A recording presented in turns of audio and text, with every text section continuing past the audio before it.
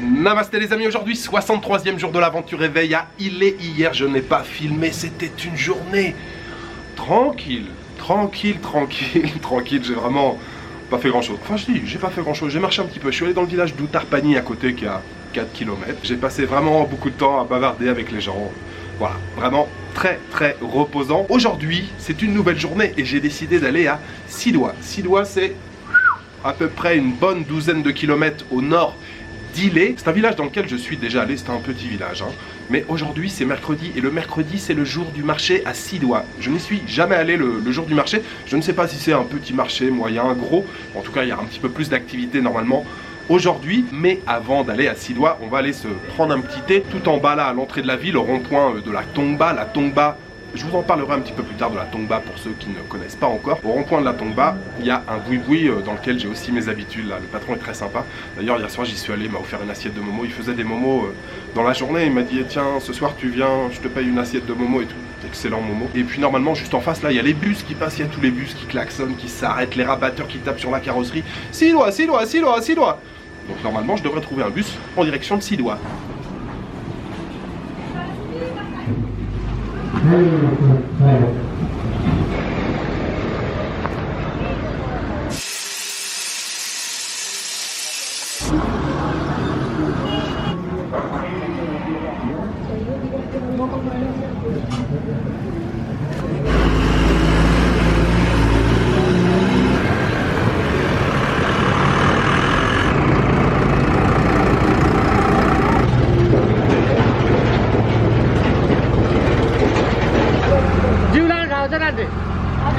Julan đào đấy nè.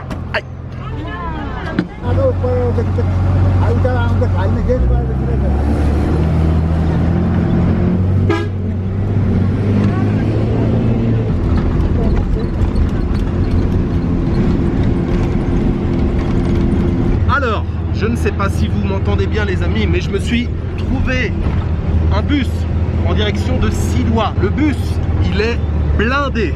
Là, j'ai des seaux entre les cuisses. Il y a des gens qui sont accrochés à la porte à l'extérieur. Et partout là, il y a du monde. C'est vraiment blindé. On est parti de Ilé.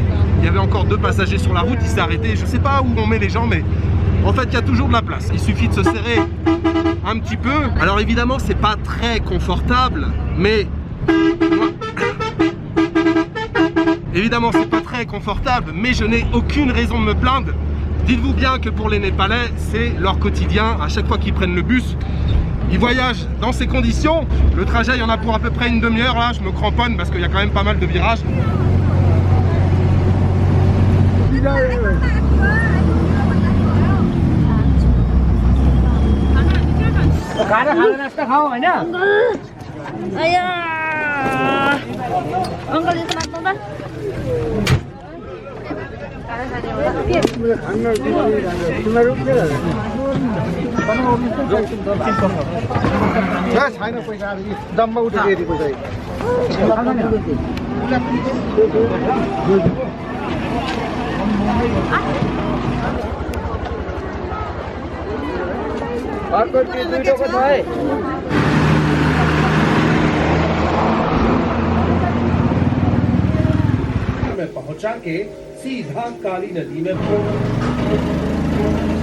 Alors, je suis arrivé à Sidoua les amis, après un transport un peu chaotique. C'est vrai quand on n'a pas de siège dans le bus et que vous êtes dans l'allée ou à l'entrée du bus ou accroché à la porte, il faut être un petit peu contorsionniste. Alors j'ai traversé en fait déjà le marché, c'est vraiment pas très grand, hein. Sidoua c'est un petit village, c'est bien plus petit qu'Ilé. Il n'y a pas d'emplacement en fait, c'est juste dans la rue comme ça. Marchand de fruits, de légumes, de vêtements, il y a un petit peu de tout. Il y a normalement un emplacement où on vend la viande, un buffle, le cochon, mais c'est généralement très tôt le matin. Je pense que là ça doit être quasiment terminé. Donc on va faire un petit tour sur le marché, je vais vous faire quelques plans et puis on va aussi se balader tranquillement dans le village de Sidoua, mais je pense que ça va pas me tenir toute la journée.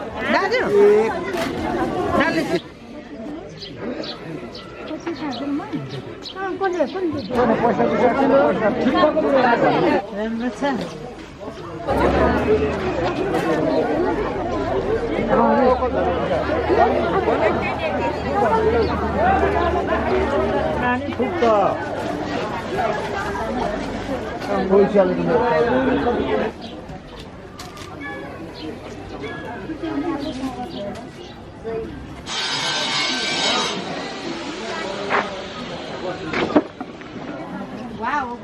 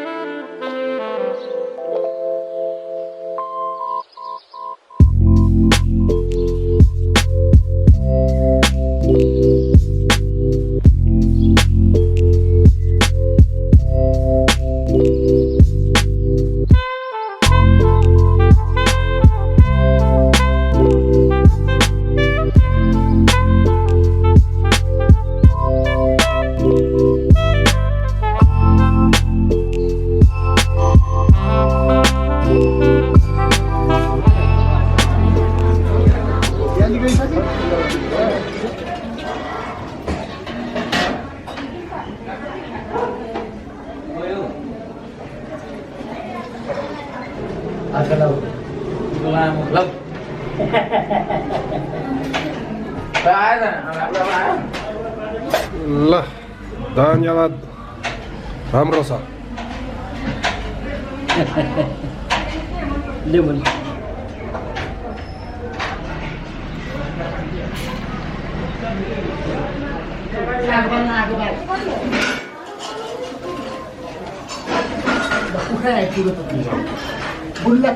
Je viens de manger une tukpa qui était excellente. Avant de rentrer à Lille, je me suis dit je mange un petit truc ici là à Silois. Je me suis arrêté dans un boui-boui. J'ai pas précisé, je voulais une tukpa végétarienne, mais bon, il y avait un petit peu de viande avec. C'était de la viande de chèvre avec des petits morceaux de pommes de terre, des oignons, des petits pois chiches.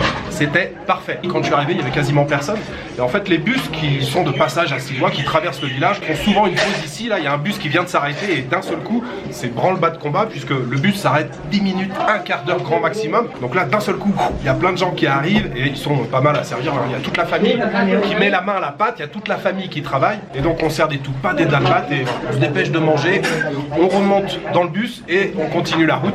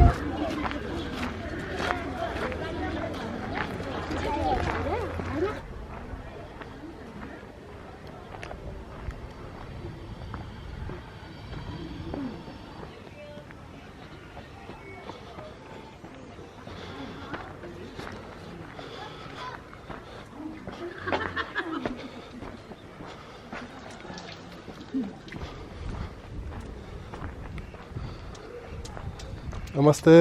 Namaste. Mokoi. Namaste.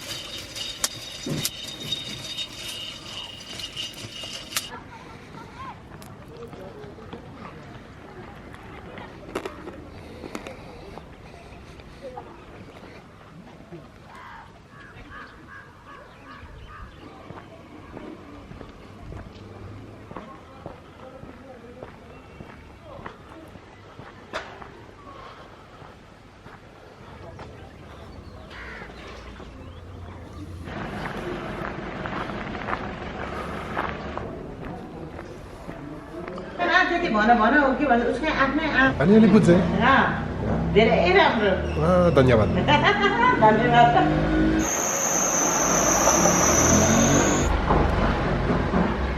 Alors, il y a des gens qui font la tournée des bars. Moi, je fais la tournée des boui-boui quand je suis au Népal. Je pense que vous avez commencé à le comprendre. Hein. Je suis donc dans un nouvel établissement. En réalité, c'est même un hôtel, enfin un guest house, restaurant. Je suis venu ici dès le premier jour et j'ai très rapidement sympathisé avec la patronne, qui est vraiment très très cool. Et le premier jour, elle voulait absolument m'offrir une assiette de momo au poulet. Et j'avais mangé juste avant. Elle me dit, tu reviens demain et tout. Demain, je t'offre une assiette de momo. Je suis revenu donc hier, mais j'avais aussi mangé juste avant. Donc me voilà de retour aujourd'hui, comme j'ai pris juste une petite tukpa ce matin. D'ailleurs, tout l'été que j'ai bu ici, là, dans ce boui-boui, je les ai jamais payés. À chaque fois, elle veut jamais que je paye. Donc, je viens de me servir une belle assiette de momo au poulet. Ça sent très très bon. J'ai bien sûr la petite sauce relevée qui va avec. Et comme aujourd'hui il fait très froid, elle m'a dit il faut que tu prennes absolument un verre de rakshi. Le rakshi, c'est de l'alcool. Je lui dis non mais c'est vrai, ça va et tout. Non, tu prends un verre de rakshi avec les momos. Bon, en fait, j'ai pas vraiment le choix. Donc, elle m'a servi un petit verre de rakshi. Le rakshi, c'est un alcool donc distillé. C'est fait à base de millet. Millet, la céréale, très répandue partout au Népal. On en consomme beaucoup à la campagne, un peu moins dans les villes. Mais le rakshi, c'est vraiment l'alcool typique népalais. Alors, cet alcool, je le connais bien. J'en ai bu bien souvent, même parfois plus que de raison. Et je sais que ça monte très très vite à la tête. Et pourtant, c'est pas fort. Ça doit faire 13-14 degrés. Alors souvent c'est des alcools locaux, hein. On peut en trouver en bouteilles qui sont faits de manière industrielle, mais souvent même les Népalais le déconseillent parce qu'ils rajoutent parfois des produits chimiques à l'intérieur. Donc quand j'en bois, c'est uniquement du local. Là, elle m'a assuré que celui-ci, il était vraiment local. Il est fait par des voisins, là je crois par ici. Le rakshi, ça a quand même un petit goût spécial. Comment vous le décrire? Ça a un goût de terre. Ça a un goût très terreux, je trouve. Et au départ, quand on n'est pas habitué, ça fait un peu bizarre. Mais après, on s'y habitue vite. Après 3-4 verres, tout s'accélère. Petite dégustation en live.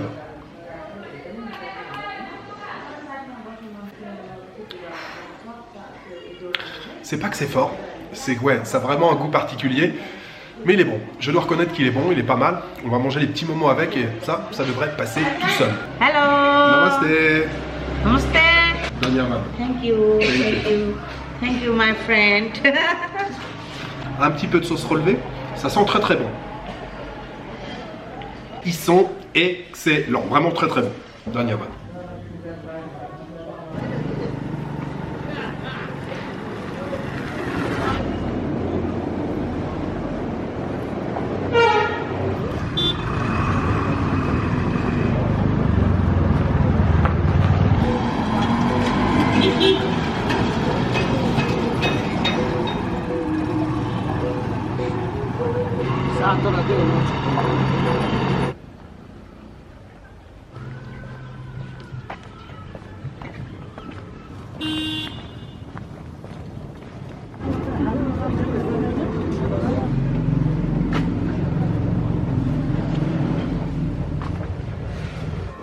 La victime, c'est lui, et Patricia, c'est une voleuse.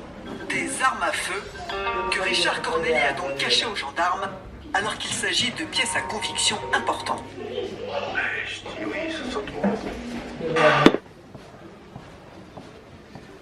Oui, je me suis acheté un bonnet cet après-midi que j'ai payé d'ailleurs 250 roupies, un peu moins de 2 euros, et ça change la vie. Il est vraiment très très bien ce bonnet, je l'adore, je le kiffe. Je crois que je vais plus le quitter, je vais peut-être même dormir avec ce soir. Je vous ai pas dit en fait, mais dans la chambre ici, là, il n'y a pas de chauffage, mais pas de chauffage du tout. Ça caille sévère, il y a même un trou là sur le mur, sur le côté, je pense que c'est pour la ventilation, mais ouais, c'est glacial dans la chambre. En fait, les fois précédentes, quand je venais ici, je logeais donc dans la partie ancienne, dans la partie en bois, et les chambres simples, c'était au-dessus des cuisines, donc il y avait toujours la chaleur, des marmites, du feu qui remontait, ça allait. Mais là, il n'y a pas de chauffage du tout, donc je peux vous assurer que une fois que je me déshabille et que je me mets sous la couette, je réchauffe un petit peu voilà, l'espace sous la couette, sous l'édredon, et je ne bouge plus jusqu'au lendemain matin. C'était une très belle journée aujourd'hui avec cette petite escapade à 6 doigts cet après-midi. Et puis retour à Ilé, donc ouais, vous l'avez vu, on s'est retrouvé d'un seul coup la tête dans les nuages, et puis à la tombée de la nuit, boum, grosse chute des températures. Ce soir, bien entendu, j'ai terminé avec un dal bhat soukouti. Je crois que je me lasserai jamais de ce